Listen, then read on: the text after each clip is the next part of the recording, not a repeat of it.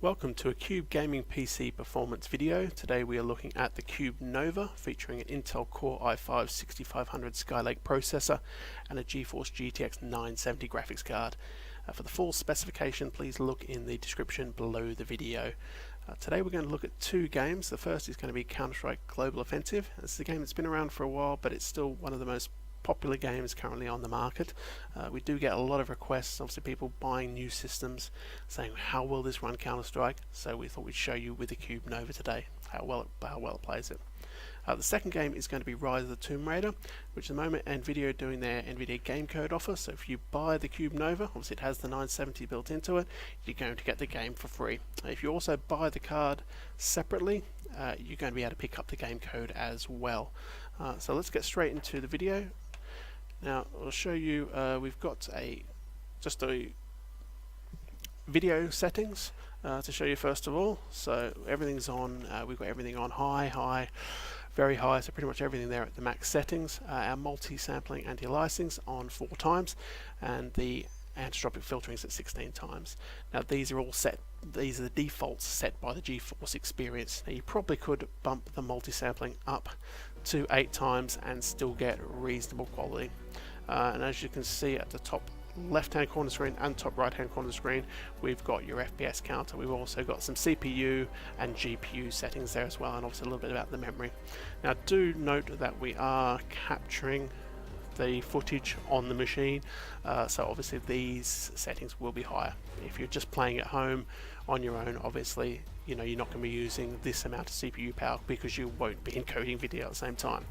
But if you are looking for a machine to do some streaming with, then really you can't go past this. So let's just jump in. I'll just go into a quick bot match. I am fairly terrible at Counter-Strike, so feel free to laugh at me in the comment section below, but I will try my best to entertain you.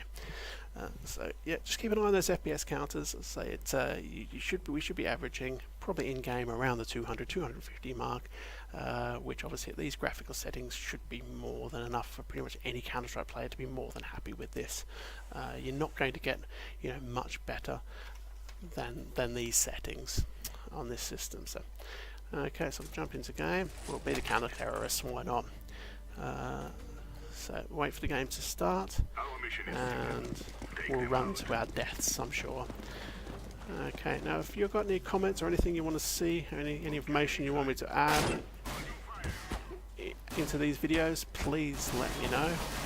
I'm certainly trying to try and cram as much information into these as possible, but this is just going to give you a good amount of gameplay footage just so you can see what the PC will actually perform like when you get one at home yourself, or if you've got a 970, what you should be getting. So as you can see, the 970 and the GTX and the Skylake i5 are just a really great combination. Performance wise, you're just going to get very good performance out of them. If I was a better Counter-Strike player, I wouldn't have died there, but that's what happens.